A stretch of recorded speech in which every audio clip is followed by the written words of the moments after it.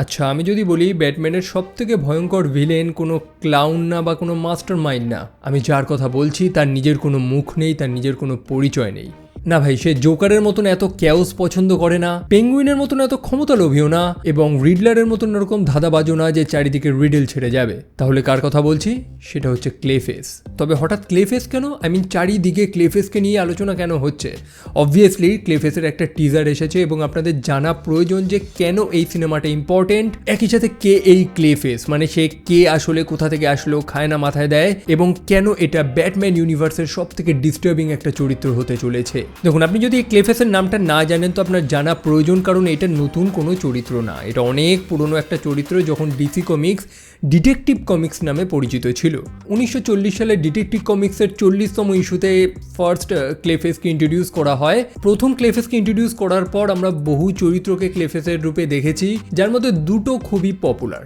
একটা হচ্ছে basil Carlo, যে ছিল একজন অভিনেতা এবং ধীরে ধীরে তার কেরিয়ারটা একদম শেষের দিকেই যাচ্ছিল। একটা সময় সে ক্লেফেস নামক একটা ভয়ঙ্কর সিনেমাতে অভিনয় করেছিল, তবে পরবর্তীকালে সেই সিনেমাটা রিমেক হয় এবং তাকে ইনভাইট করা হয়নি, মানে তাকে সেই সিনেমাটায় নেওয়া হয়নি বলে হিংসায় রাগের চোটে সে বদলা নেওয়া শুরু করে।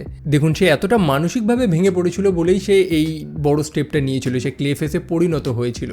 সো তার মধ্যে কোনো সুপার পাওয়ার ছিল না প্রথমে, সে জাস্ট একটা নর্মাল মানুষ ছিল, মানে জাস্ট একটা সাইকোলজিক্যাল কিলার। তবে সময়ের সাথে সাথে এই চরিত্রটাকে আরও ডেভেলপ করা হয় এবং পরে এই ভিলেন চরিত্রটা ফ্যান ফেভারিট হয়ে যায়। তারপরের ক্লেফেস হচ্ছে ম্যাট হ্যাগেন এবং এটা সব থেকে পপুলার একটা ক্লেফেস চরিত্র।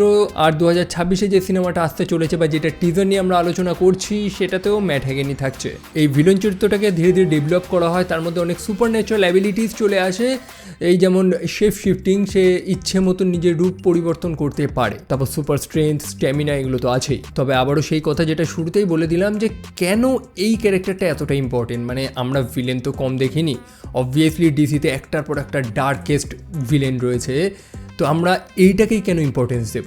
দেখুন, এই ভিলেন চরিত্রটার ব্যাকগ্রাউন্ডটা খুবই ট্র্যাজিক। অবভিয়াসলি একটা ভিলেনের ভিলেন হওয়ার পিছনে অনেক বড় গল্প থাকে এবং সেই ট্র্যাজেডির যদি গভীরতা মাপা হয় তো এই ক্লেফেস জিতে যাবে ভাই। এই তো ধরুন, আপনি একজন বিখ্যাত বা খুব পপুলার একজন অভিনেতা এবং মানুষ আপনাকে চেনে কিসের জন্য? আপনার ফেসের জন্য, মুখ দেখেই তো মানুষ আপনাকে চেনে।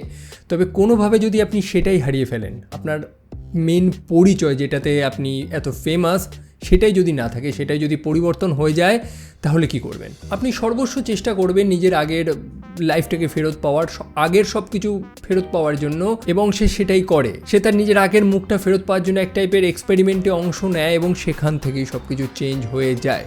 অবভিয়াসলি সেটা সফল তো হয় না, যার কারণেই তার সম্পূর্ণ ফেসটা ক্লেতে পরিণত হয়ে যায়। ক্লে তো জানেন, মাটি।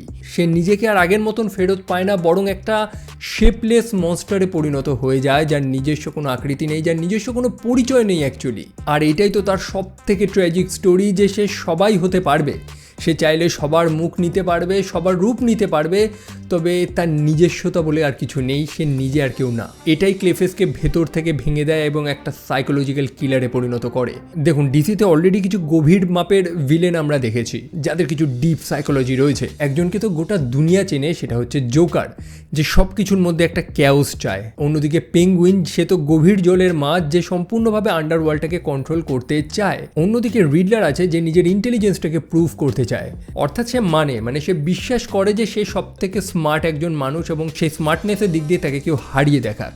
এটাই তাকে সব থেকে বড় একটা পাগল ভিলেনে পরিণত করছে। তবে ক্লেফেস, সে আসলে কি চায় এটাই তো ক্লিয়ার না। আমরা যতই আলোচনা করি, ক্লেফেসের কোনো গোল জানতে পারবো না, তার মেন উদ্দেশ্য জানতে পারবো না, কারণ তার লড়াইটা তার নিজেরই সাথে।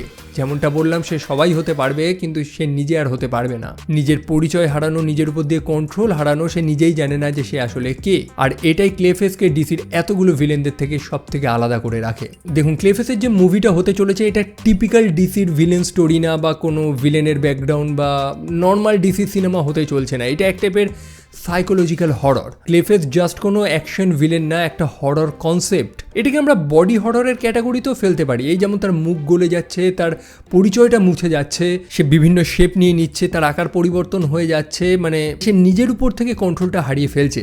এটা বডি হরর ভাই।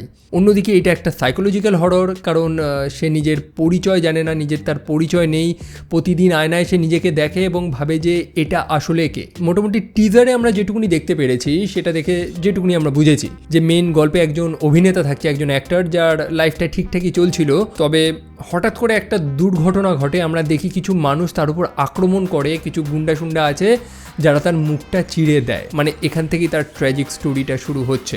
এখন এত বড় স্টারের যদি ফেসটাই নষ্ট হয়ে যায় তাহলে তার কেরিয়ার কোথায় থাকবে? তবে এত কিছুর মধ্যেও সে একটা আশার আলো খুঁজে পায়। একজন সায়েন্টিস্ট তার সেই ফেসটাকে ঠিক করার চেষ্টা করে, তাকে আশা যোগায়, তবে সেই এক্সপেরিমেন্টটা সফল হয় না। আমরা এক টাইপের রেডিও অ্যাক্টিভ ক্লে দেখতে পাই, যেটা দিয়েই হয়তো তার মুখের উপর কোনো একটা এক্সপেরিমেন্ট করার চেষ্টা চলছিল, আর সেটার কারণেই তার সম্পূর্ণ শরীরটা হয়তো ক্লেতে পরিণত হয়ে যাবে। সে একটা মুখ তো পাবে, তবে সেটা চিরস্থায়ী না, সেটা ক্ষণস্থায়ী। তার মুখটা গলে যাচ্ছে, আমরা দেখি বারবার করে তার রূপটা চেঞ্জ হয়ে যাচ্ছে। মানে যেমন হয় না মাটির তৈরি একটা পুতুল, যেটাকে স্পর্শ করলেই সেটা একটা ডিফারেন্ট শেপ নিয়ে নিচ্ছে। মানে বলতে গেলে সম্পূর্ণ টিজারটাই একটা হরর ক্রিপি ভাইব দিয়েছে। এটাকে কোনোভাবেই একটা সুপারহিরো সিনেমা বলা যায় না, মানে একটা আলটিমেট হরর মুভি আমরা এটাকে বলতে পারি। এবং সব থেকে বড় কথা হচ্ছে তাকে কিন্তু একটা ভিলেন রূপে না, বরং একটা ভিকটিম রূপে দেখানো হয়েছে। একই সাথে এই সিনেমাটা এত ইম্পর্টেন্ট কেন? কারণ ডিসিইউ আরও এক্সপ্যান্ড করছে, মানে সেই চড়াচড়িত সুপারহিরো জনরা থেকে সরে এসে হরর জনরাতে ঢুকছে। এবং এটা হওয়া উচিত, কারণ ডিসিতে যে টপ লেভেলের ডার্কেস্ট ভিলেনগুলো রয়েছে সেগুলোর ব্যাকস্টোরি আমাদের প্রয়োজন, সেগুলো সিনেমা আমাদের প্রয়োজন। এবং আমি চাই যে সিনেমাটা ভালো হোক, মানুষরা পছন্দ করুক, তাহলে ভবিষ্যতেও ডিসি এরকম ডার্ক স্টোরিগুলো এক্সপ্লোর করবে। বাই দ্য ওয়ে, টিজারে একটা ক্লাউন দেখিয়েছিল। এখন ডিসির স্টোরিতে একটা ক্লাউন দেখানো মানেই আমরা জানি যে সেটাকে সবাই জোকারের সাথে অ্যাসোসিয়েট করে। আমিও সেই জিনিসটাই করছি। আই মিন, জোকারের সাথে যদি তার ফেস অফ হয় বা তারা যদি টিম আপ করে, দেখার মতন হবে কিন্তু, তাই না? সো ক্লেফেস একটা টিপিক্যাল ভিলেন স্টোরি না, বরং একটা মানুষ যার মধ্যে রয়েছে নিজের পরিচয় হারানোর ভয়। এমন একজন মানুষ যে সবাই হতে পারে, তবে নিজে কখনো হতে পারে না সে। মোটামুটি টিজার দেখে আমরা বুঝতে পেরেছি যে ডিসি তার ডার্কেস্ট সাইডগুলোকে আরও এক্সপ্লোর করার চেষ্টা করছে, এবং আমিও চাই এটা হোক।